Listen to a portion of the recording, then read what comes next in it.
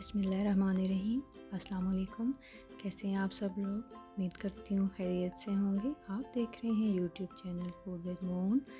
تو آج ہمارے کچن میں بن رہا ہے زردہ، تو چلیے شروع کرتے ہیں۔ یہ گولڈن رائس لی ہیں میں نے تقریباً 500 گرام، ان کو سلا چاول بھی کہتے ہیں۔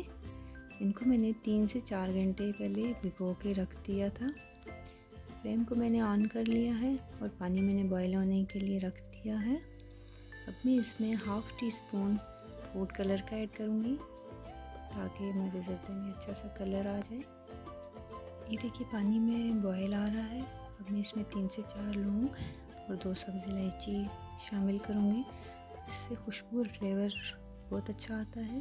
آپ چاہیں تو اس میں بادیان کے پھول بھی ایڈ کر سکتے ہیں۔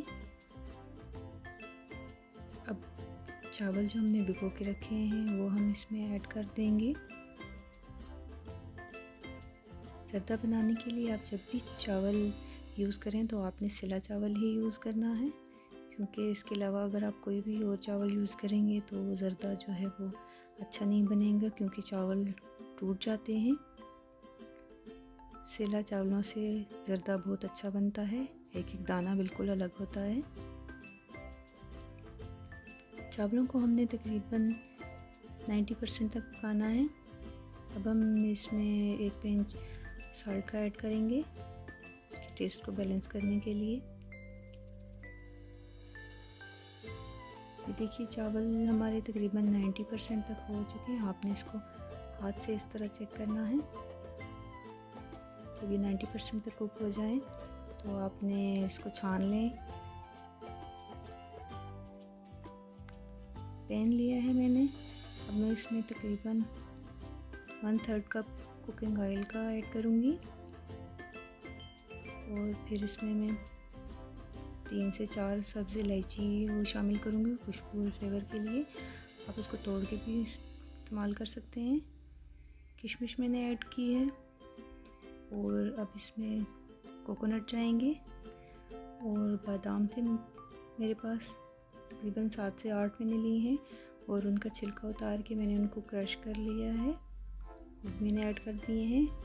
آپ چاہیں تو کوئی بھی ڈرائی فروٹ اس میں ایڈ کر سکتے ہیں۔ ڈرائی فروٹس کو ہم نے زیادہ پکانا نہیں ہے، صرف 1 منٹ ہم نے اس کو پکانا ہے۔ ½ کپ اس میں نے پانی کا ایڈ کیا ہے۔ اب اس میں شوگر جائے گی، اس سے شوگر جو ہے وہ اچھی طرح میلٹ ہو جائے گی اور ہمارا شیرہ اچھا بن جائے گا۔ جب شوگر میلٹ ہو جائے تو پھر ہم اور پانی ہمارا خشک ہو جائے پھر ہم اس میں اپنے چاول ایڈ کریں گے، کیونکہ تھوڑا سا پانی ہوگا تو اس سے ہمارا دم اچھا لگے گا اور مکسنگ میں بھی آسانی ہوگی۔ یہ دیکھیے ایک ایک دانہ کیسے نکھر کے الگ الگ آیا ہے، یہ دیکھیے کتنا زبردست لگ رہا ہے۔ اسی دوران اگر آپ چینل پہ نئے ہیں تو چینل کو سبسکرائب کر دیجئے، اس سے ہماری حوصلہ افزائی ہوتی ہے۔ اب ہم چاولوں کو اچھی طرح مکس کر لیں گے تاکہ شوگر پورے چاولوں میں اندر تک چلی جائے اور اس کا فلیور آ جائے۔ پھر ہم اس کو تقریباً 5 سے 7 منٹ دم دیں گے تاکہ جو ہمارے تھوڑے سے چاول رہتے تھے ان کو وہ اچھی طرح دم لگے اور وہ گل جائیں۔